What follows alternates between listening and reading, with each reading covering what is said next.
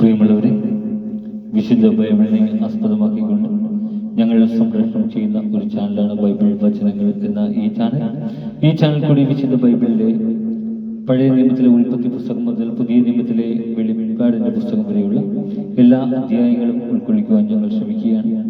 ഈ ദൈവവചന ഭാഗങ്ങൾ കേൾക്കുന്ന എല്ലാവരും ലോകത്തിന് ശാന്തിയും സമാധാനവും നന്മയും ഉണ്ടാകുവാൻ വേണ്ടി എന്നോടൊപ്പം സർവശക്തനായ ദൈവത്തോട് പ്രാർത്ഥിക്കുക. അതോടൊപ്പം തന്നെ ഈ ചാനൽ കാണുന്ന എല്ലാവരും ഞങ്ങളുടെ ചാനൽ ഒന്ന് സബ്സ്ക്രൈബ് ചെയ്യാൻ മറക്കാതിരിക്കുക. സബ്സ്ക്രൈബ് ചെയ്ത് താഴെ കാണുന്ന ബെൽ ഐക്കൺ കൂടി ക്ലിക്ക് ചെയ്ത് ഞങ്ങളുടെ എല്ലാ അധ്യായങ്ങളും നിങ്ങൾക്ക് നോട്ടിഫിക്കേഷനായി ലഭിക്കുന്നത് പോലെ ഞങ്ങളോട് സഹകരിക്കും.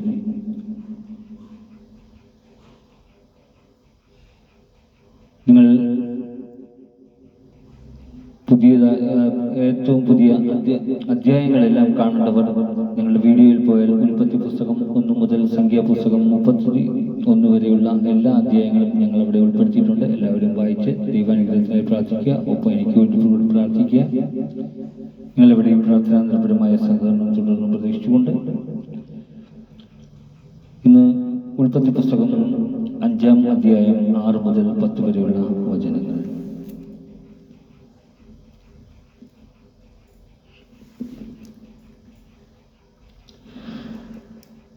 സേത്തിന് 105 വയസ്സായപ്പോൾ ഏനോഷ് എന്നൊരു പുത്രനുണ്ടായി. ഏനോഷിന്റെ ജനനത്തിന് ശേഷം സേത്ത് 807 വർഷം ജീവിച്ചു. അവന് വേറെയും പുത്രന്മാരും പുത്രിമാരും ഉണ്ടായി. സേത്തിന്റെ ജീവിതകാലം 912 വർഷമാണ്. അവനും മരിച്ചു.